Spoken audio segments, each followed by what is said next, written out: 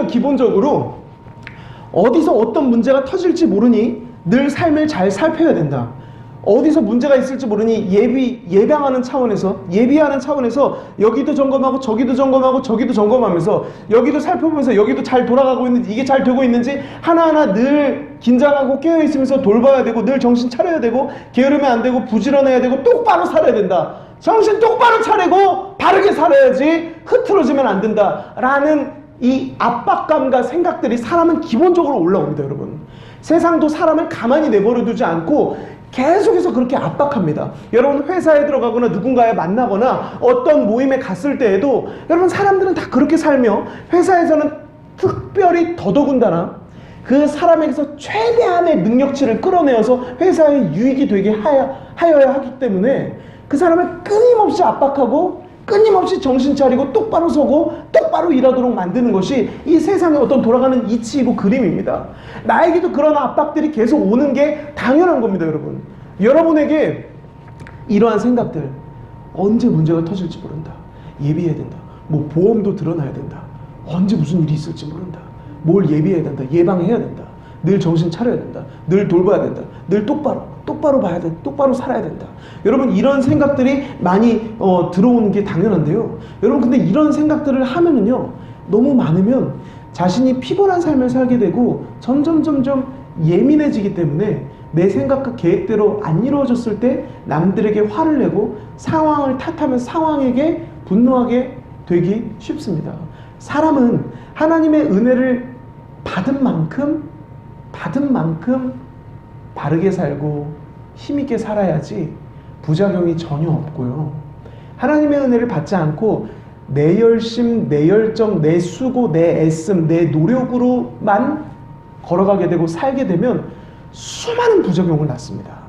차라리 그냥 아무 생각 없이 편안하게 사는 게 더 나을 정도로 내가 열심내서 이루어놓은 게 반드시 있긴 있을 거예요. 내가 열심내서 이루는 게 분명히 있긴 있을 거예요. 하지만 그보다 더 큰 부작용을 낳는 게 사람입니다. 사람은 어쩔 수 없습니다. 그렇습니다. 하나님의 은혜를 받은 만큼 열정을 내고 은혜를 받은 만큼 열심을 내야 아무 부작용이 없이 주 안에서 힘있게 살아갈 수 있습니다. 하나님이 우리에게 힘과 열정과 새 마음을 주셔서요, 우리로 어떤 일을 잘 감당하고 열심으로 감당할 수 있는 힘을 주세요. 하나님 은혜 받고 하면은요, 막 기쁘고 여유있고 힘있게 해버려요. 기쁜 마음으로 해버려요. 하나님의 은혜가 안 오면 다 일거리인 거예요. 아무리 부모라도 자녀가 일처럼 느껴질 수 있어요. 아, 또 해줘야 돼, 또 빨래해야 돼, 또 어제 났어, 또 정리해야 돼, 또 밥 먹여야 돼, 또 치워줘야 돼.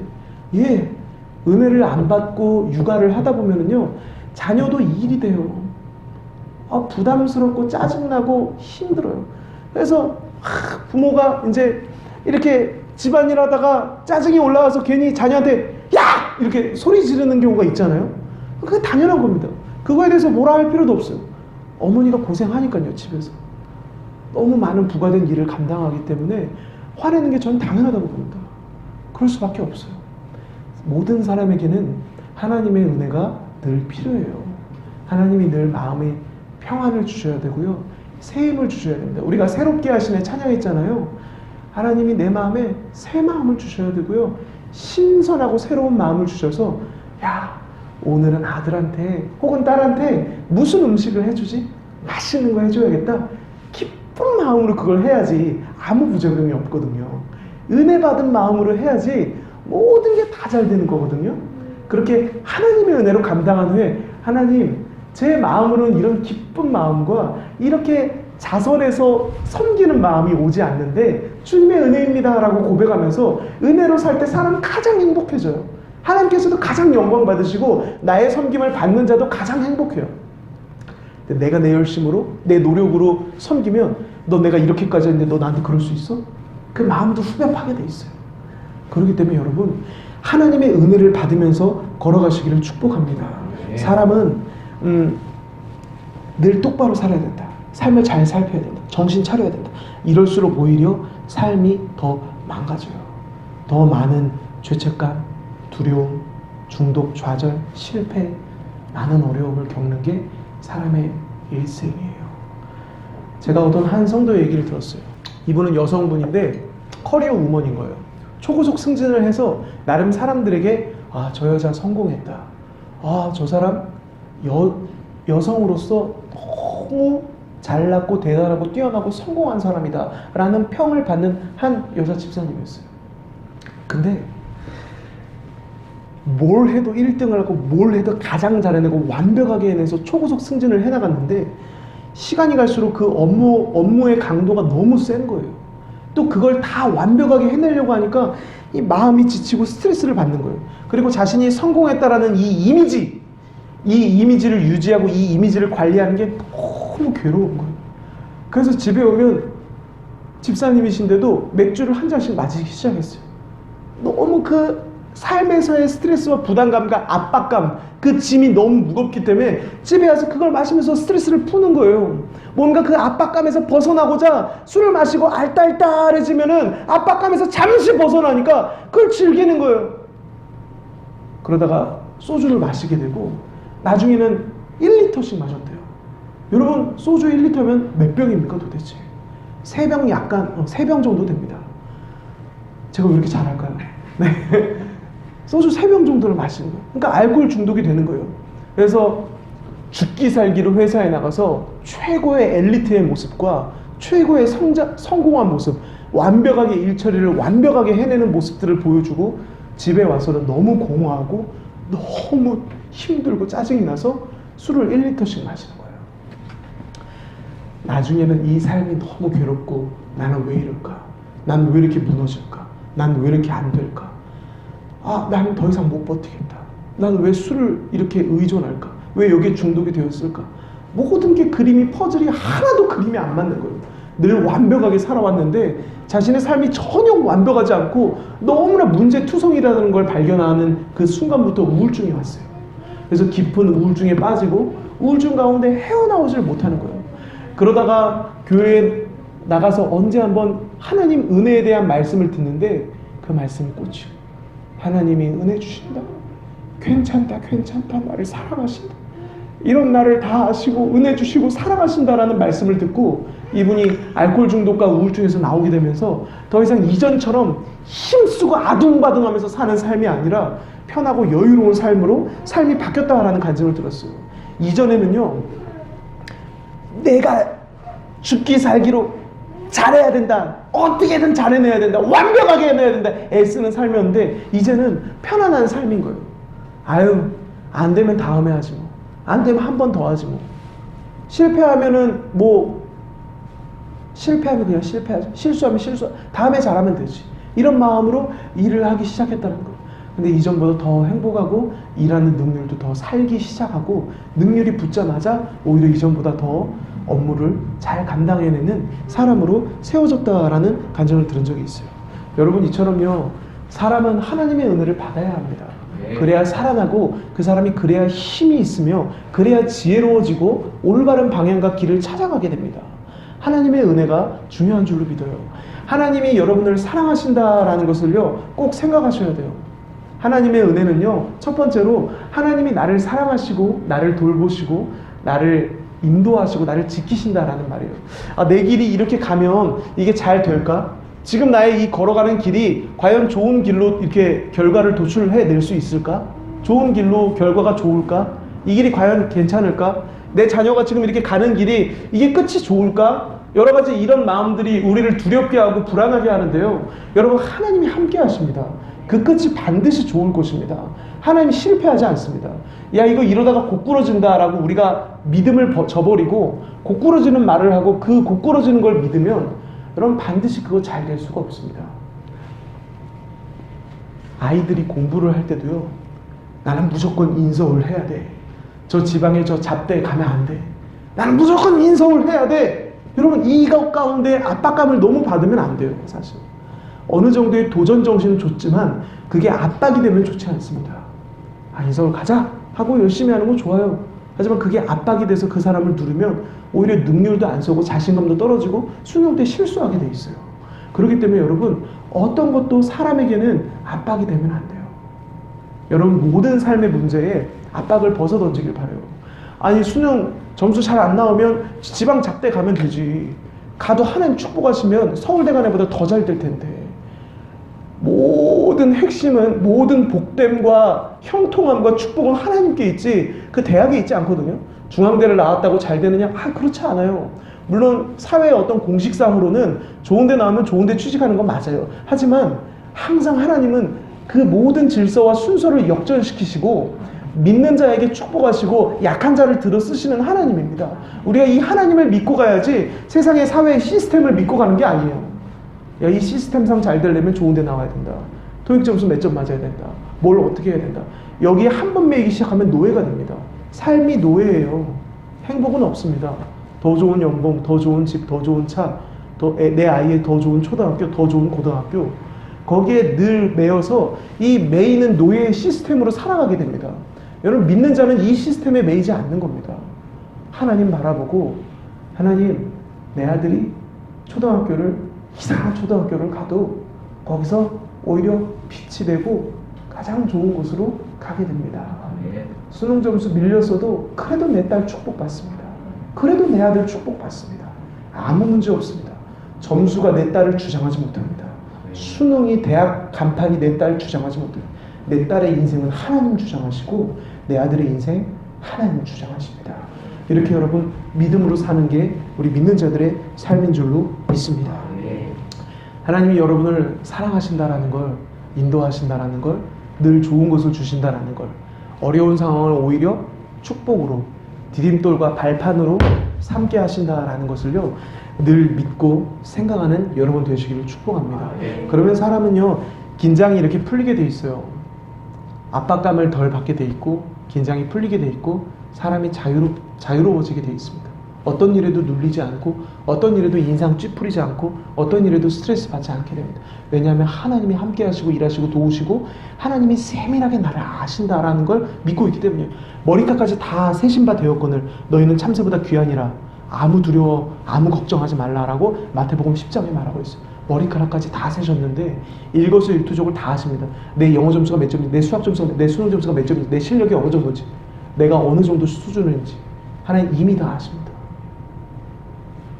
다 아시고 나에 대한 솔루션과 나에 대한 해결 방법, 나에 대한 축복 방법, 나에 대한 축복의 길을 다 예비하고 계시는데 우리가 두려워할 게 하나도 없는 거예요. 여러분, 근데 이렇게 말하면 어떤 사람은 이렇게 물어볼지 몰라요. 너무 책임 전가하는 거 아니요? 사람이 그래도 최선을 다해야지. 다 하나님께 책임을 전가하고 아무 짐도 지지 않으려고 그러고 아무것도 책임지지 않으려고 그러고 너무 다 하나님께 책임 전가하는 거 아닙니까? 당신도 그래도 열심히 해야지. 당신도 그래도 잘해야지. 그럼 당신 그냥 막 살 거예요? 이렇게 여러분 말하는 사람이 있을지 몰라요. 하지만 여러분 다시 한번 말씀드리기를 우리가 책임질수록 안 돼요. 우리가 책임질수록 부작용이 많아요. 하나님이 책임질수록 오히려 좋습니다. 무책임하게 아무것도 하지 말라는 게 아니에요. 여러분이 할 수 있고 여러분이 은혜 받아서 여러분이 힘이 나서 할 수 있는 영역만큼만 하고 나머지는 하나님께 맡기세요. 예를 들어 여러분 50만큼 할 수 있으면 50만큼만 하고 나머지 50은 하나님께 맡기세요. 50만큼 할 수 있는데 70만큼 80만큼 해야지. 열심히 다 해야지. 생명 다 해야지. 열심히 해야지. 그래야 잘 되지 해서 여러분 할 수 있는 만큼의 그 이상을 하지 마세요. 하나님께 좀 맡겨두세요. 하나님 일하실 구멍을 좀 만들어 드려야죠. 그 영역을 좀 만들어 드려야지. 사람이 100만큼 한 다음에 이야 다 했다. 이제 이건 완벽하다. 그러면 하나님 일하실 구멍이 하나도 없는 거예요. 여러분 꼭 여러분이 하나님께 주시는 힘만큼만 하세요. 마음만큼만 하시고 할 수 있는 에너지만큼만 하시고 그 이상은 하나님께 맡기는 버릇을 하세요. 야 이거 아직 안 되는데 어떡하지? 야 이거 문제 생길 텐데 어떡하지? 야 이 부분에 구멍 날 텐데 어떡하지? 이 두려움 가운데 매이지 마시고 조금 맡기세요. 하나님 제가 지금 가지고 있는 힘과 에너지와 열정이 이만큼입니다. 이만큼 이상하면 스트레스 받아서 그 스트레스를 어딘가에 또 풀 텐데 아유 하나님 내 지금 그렇게 안 살겠습니다. 하나님께 맡기면서 살겠습니다. 하나님 맡아주십시오 하고 눈을 질끈 감고 생각하지 마세요. 오히려 그 삶이 더 형통합니다. 더 축복이 가득하고요. 분명히 더 잘 됩니다. 그 삶이. 그래서 여러분 책임을 무조건 안 진다는 게 아니에요. 여러분 할 만큼만 하시고요. 꼭 하나님께 맡기면서 책임을 오히려 하나님께 좀 줘버릇 해보세요. 너가 너 인생의 주인이라고 생각하고 네가 노력한 만큼 잘 된다라고 생각하면서 살았느냐? 그렇지 않다. 인생이 잘되고 복되고 형통한 건 내 손에 있다 라고 하나님 말씀하세요. 나에게 좀 맡겨둬. 내 책임이라고 좀 말해줘. 그건 나의 책임이다. 나의 책임이다. 내가 일하고 싶다. 내가 축복하기를 원한다 라고 하나님 말씀하세요. 그렇게 하나님이 적극적이신데 사람이 맡기지 않아요. 사람이 맡기지 않아요. 하나님, 내 이상 모르겠습니다. 하나님 좀 맡아주세요 하고 우리가 신경을 끄고 안 쳐다봐야 되는데 사람이 그걸 아둥바둥 못 내려놓고 계속 잡고 있는 거예요. 이거 잘 돼야 되는데 잘 돼야 되는데 하나님 맡기긴 맡겨야 되는데 못 맡기겠어요. 이거 잘못되면 어떡하죠? 못 맡기겠어요. 이거 잘못되면 어떡하죠? 못 맡기겠어요. 못 맡기는 거예요. 맡긴다고 말은 해놓고 계속 잘 되나? 이거 또 잘 되나? 시간 계속 잘 되나? 하나님 일하시고 있나? 못 맡기는 거거든요. 이거는 하나님 일하실 수 없습니다. 하나님은 인격적이신 분이에요. 사람의 인격을 존중하십니다. 내가 못 맡겨서 이거 잘 되나? 잘 되나? 그럼 하나님 일하실 수 없어요. 온전히 맡기지 않았기 때문에 하나님 다 드립니다. 가져가세요. 그래야 하나님 맡으실 수가 있어요. 인간이 맡겨야 됩니다. 여러분, 우리가 하나님께요 어떤 여러분의 짐들을 맡기기를 바랍니다. 압박감과 스트레스와 내 가정이 잘 서야 된다, 내 자녀가 잘 되어야 된다, 우리 가정이 부유해야 된다, 우리 가정이 건강해야 된다, 이런 여러 가지 압박감과 스트레스를 하나님께 좀 맡기기를 바라요. 하나님 그거에 오히려 전문가세요. 온 가족을 건강하게 하는데 전문가시고, 온 가족을 평안하게 하는 게 전문가시고, 온 가족을 행복하게 하는데 하나님 전문가시고, 성공하고 형통하게 하는데 하나님이 오히려 가장 능하신 분인데 그분에게 맡기면 훨씬 좋을 텐데 왜 작은 머리인, 작은 지혜를 갖고 있는 내 머리로 자꾸 하려고 하십니까? 마귀는요 하나님께 맡기는 걸 가장 싫어해요. 야, 너 이렇게 맡기다가 아무것도 안 된다. 너 손 놓다가 너 그냥 저거 거꾸로 된다. 숲으로 돌아간다. 이런 생각 들어오게끔 마귀가 만들어요. 그래서 사람이요 못 맡기게 만드는 거예요. 근데 여러분, 하나님은요 괜찮다. 잠언에 이런 말씀이 있어요. 사람이 자기의 길을 계획할지라도 그 길을 이끄시고 인도하시고 정하시고 축복하시는 분은 오직 하나님이다라고 말하고 있어요. 사람의 생각대로가 아니라 하나님 더 높으시고 더 좋은 생각대로, 그 뜻대로 사람의 길을 오히려 더 축복하시고 인도하세요. 그래서 여러분, 그 좋으신 하나님을 생각하면서 하나님께 맡기시는 여러분 되시기를 축복합니다. 오늘 말씀에 보면 진리를 알지니 진리가 너희를 자유케 하리라. 진리를 알라 그러는데 진리는 무엇일까요? 많은 사람들이 이 진리를 율법이라고도 생각해요. 율법. 사람이 똑바로 살아야 되고, 잘 살아야 되고, 바르게 살아야 되고, 착하게 살아야 되고, 열심히 살아야 되고, 열정 다해 살아야 되고, 책임을 져야 되고, 책임감 있게 살아야 되고, 성실해야 되고, 신실해야 되고, 진실해야 되고, 이렇게 해야지 축복받고 잘 되고, 오늘 성경 말씀처럼 잘 되는 거야, 자유로운 거야. 진리를 그렇게 알아요. 근데 여러분, 똑같은 요한복음에 이런 말씀이 있어요. 14장에 예수께서 이르시되 내가 곧 길이요 진리요 생명이니. 예수님이 진리다라고 예수님이 직접 말씀하셨어요. 이 말씀 무엇이냐? 한마디로 진리를 알지니인데 이게 바로 예수님을 알지니 예수님이 너희를 자유롭게 하리라. 이런 말씀이에요. 예수님은 십자가를 지시셔서 우리의 죄와 우리의 수고, 우리의 무거운 짐, 우리의 괴로움, 우리의 저주, 우리의 사망, 우리의 죽음, 우리의 모든 문제를 다 짊어지신 분이 바로 예수님입니다. 그래서 예수님을 믿는 자마다 하나님의 자녀가 되고 하나님의 사랑을 받고 하나님의 축복을 받고 하나님의 돌보심을 받고 하나님의 인도하심을 받고 하나님의 모든 하늘의 은혜를 다 받아 누리는 너무 형통하고 행복한 삶이, 이게 진리예요. 예수님을 알지니 예수님이 너희를 자유롭게 하리라.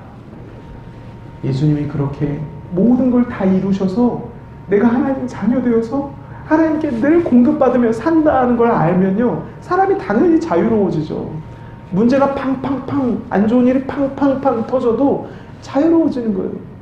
그것 때문에 예민해지지 않는 거예요. 야, 하나님이 어떻게 일하실까? 기대된다. 하나님 도우시겠구나. 하나님 역사하시겠구나. 하나님 믿습니다. 이게 최고의 기도입니다. 하나님 이거 어떡하죠? 도와주세요. 제발 도와주세요. 제발 도와주세요. 이거 큰 문제예요. 도와주세요. 이게 제일 좋은 기도가 아니라요. 아버지, 문제가 터졌네요. 하나님 일하시는 게 오히려 이 문제보다 더 클 줄을 믿습니다. 내가 믿습니다. 라고 잠잠히 고백하는 게 훨씬 더 큰 기도예요. 시편에 이런 말씀이 있어요. 주의 말씀은 내 발의 등이요 내 길의 빛이니이다. 아멘. 하나님의 말씀이 내 발의 등이다 라고 말했는데 여러분 발의 등이라는 말은요, 등은요 길을 비춰주는 용도였어요. 등이란 말은. 그래서 아니 어디가 길이지 모를 때 등이 있으면 아 여기가 길이구나 하고 이렇게 등을 비추고 올바른 길로 걸어갈 수 있게 해주는 게 등입니다. 그리고 내 그 길에 또 빛이다. 어두움이 많을 거 아니에요. 문제와 어려움이 올 거 아니에요. 그때마다 주님이 빛이 되신다라고 말하고 있어요. 그래서 여러분 삶을 살아갈 때 우리 안에 길을 잃어버릴 때가 있어요. 막 애쓰고 힘쓰며 수고하고 우울증에 걸리고 어디에 중독되고 어떤 술, 담배, 게임, 도박 여러 가지에 우리가 중독되고 막 빠져들 때가 있어요. 길을 잃어버리게 되는 거예요. 그럴 때마다 말씀을 보면 말씀이 등이 돼요. 길을 알려줘요. 하나님이 너를 사랑한다. 하나님 널 지킨다, 보호한다, 인도한다. 길이 되어주는 거예요. 막 두려워하고 어떡하지? 우리 가정 어떡하지? 우리 자녀 어떡하지? 두려워 벌벌 떨 때마다 하나님의 말씀을 보면 그 말씀이 길이 되어주는 거예요. 아니구나. 내 자녀 잘 되는구나. 지금 아무것도 안 보여도 하나님이 축복하시는구나. 하나님이 기르고 계시고 내 눈에 아무것도 안 보이지만 하나님이 이 자녀 만지고 계시는구나. 기르신다 약속하셨구나. 하나님 살아계시는구나. 우리 가정에 함께 하시고 우리 가정 돌보고 계시는구나. 말씀이 늘 말해주는 거예요. 그래서 올바른 길을 우리가 걸어갈 수 있게 해주는 거예요. 여러분 그렇게 하나님의 말씀의 중심으로 여러분이 서시기를 축복합니다. 신앙이 성장할수록 삶이 가벼워져야 돼요. 여러분 신앙이 성장할수록 삶을 가볍게 여기는 거예요. 무슨 문제가 무슨 큰 일이 닥쳐도 가벼운 거예요. 왜냐하면 하나님 믿고 있기 때문이죠. 신앙이 아직 어릴 때는요 그 다 큰 일로 보이는 거예요. 자그마한 문제도 크게 보이는 거예요. 이게 어려운 문제인데 뭐 자녀가 조금만 말썽을 피워도 그게 너무 큰 거예요. 마음을 너무 후벼 파는 거예요. 야, 이 문제다. 문제가 이렇게 많다. 문제만 보는 거예요. 근데 신앙이 클수록요 하나님을 더 보고 더 믿기 때문에 모든 게 가벼운 거예요. 야, 너 이런 문제 앞에서 어떻게 이렇게 태어내? 어떻게 그렇게 편해? 어떻게 그렇게 여유로워? 라는 말을 우리가 늘 듣는 게 정상인 거예요. 사실 왜? 하나님 계신데 하나님 돌보셔. 기다려봐봐. 분명히 잘 될 거야. 분명히 하나님이 축복하실 거야 라고 편안하게 말할 수 있는 게 신앙이 성장한 사람의 말이에요. 모든 일에 자유롭고 모든 일에 편하고 모든 일에 마음의 평안을 유지하는 게 신앙의 성장한 사람의 모습이에요. 그래서 사도 바울도 이렇게 은혜와 평강이 너에게 있을지어다 이런 말을 늘 꼭 했어요. 편지를 쓸 때 첫 인사말로 은혜와 평강이 너에게 있을지어다. 왜냐하면 은혜와 평강이 있으면 그 어떤 문제나 마귀의 그 거짓말도 사람을 무너뜨리지 못하거든요. 영적으로 가장 안전하게 됩니다. 은혜와 평강 아래 하나님을 바라보기 때문에 가장 안전해요. 그래서 여러분 평안을 언제나 잃지 않는 거예요. 신앙이 성숙한 건 평안을 잃지 않는 거예요. 어떤 일에도 인상을 찌푸는 일이 없는 거예요. 무슨 일이 닥쳐도 여유롭고 웃는 거예요. 하나님 감사합니다. 감사하는 거예요. 기뻐하는 거예요. 감사합니다. 하나님 방금 이런 일이 있지만 분명히 하나님 축복하실 줄 믿습니다. 감사합니다 라고 고백하는 여러분 되시기를 바랍니다. 한 가지 더 말씀드리면 여러분 이처럼 어떤 믿음이 세워지는 거는요, 믿음이 성장하고 믿음이 세워지려면 일단은 머리로 알고 믿어야 돼요. 여러분 머리로는 다 아실 것 같아요 아마. 왜냐면 제가 늘 설교하고 있습니다. 믿음에 대해서, 하나님이 일하심에 대해서. 하나님이 먼 분이 아니라 가까이 계시는 분이고 머리털까지 다 세셨는데 우리 집에 무슨 물건이 있는지, 어떤 일이 있는지, 자녀에게 어떤 일이 일어나, 자녀가 어떤 친구를 사귀는지, 자녀가 친구와 어떤 대화를 했는지, 내 남편이, 내 아내가 어떤 일을 하고 있는지 하나님이 다 아시는 바가 됩니다. 여러분 이처럼 하나님이 일하신다라는 말씀을 제가 늘 전하고 여러분이 머리로 듣고 알고 있어요. 그리고 여러분 점점 믿음이 커져가고 있고 믿음이 생기고 있어요 지금. 그래서 이 영역에 대해서는 계속 들으시면서 믿음이 커지면 돼요. 근데 두 번째 차원이 있는데 또 두 번째는 뭐냐면 내가 직접 체험하는 차원입니다. 하나님 날 사랑하시는 걸 내가 체험하는 거예요. 나를 사랑하시고, 아, 내가 그렇게 아둥바둥 살았는데 하나님 손에 달려있구나, 하나님이 축복하시는구나, 하나님이 붙드시는구나, 이거를요 정말 내 살이 와닿도록 내가 체험하고 느끼는 거예요. 야, 하나님 나를 사랑하시는구나, 이런 날 주님이 너무 많이 사랑하시고 기뻐하시는구나, 이걸 체험하는 건데요, 체험하는 거는요 사실 우리 편에서 할 수 있는 게 없어요. 하나님의 영역이에요. 근데요 우리 편에서 할 수 있는 거 한 가지를 말씀드리면, 하나님이 나를 그 누구보다 많이 사랑하시고 기뻐하시고 아주 귀한 어느 보석보다도 더 귀하게 나를 생각하시고 막 나를 즐거워하신다라는 걸 마음으로 받아들여야 돼요. 그래야 빨리 체험할 수가 있어요. 하나님 나를 사랑하신다라는 걸 막 몸소 뼈저리게 체험하려면 여러분 마음을 먼저는 열어야 돼요. 하나님 살아계시고 나를 사랑하신다, 우리 가정 형편을 다 아시고 은혜 베푸시고 도와주신다라고 마음을 여러분이 열고 신앙생활을 하다 보면 어느 날 찬양을 부르다가 기도를 하다가 마음에 와닿도록 체험하는 날이 있어요. 야, 하나님이 내가 생각한 것보다 나를 많이 사랑하시는구나, 나를 많이 아시는구나, 내가 이런데도 하나님 나를 떠나지 않고 버리지 않고 더 사랑해 주시는구나 라고 깨닫고 체험하는 날이 있어요. 여러분 그렇게 믿음은 들으면서 나는데 들어서 믿음이 충만하시기를 축복하고, 또한 마음을 열어서 하나님의 체험과 하나님의 임재와 하나님의 경험을 하는 여러분 되시기를 축복합니다.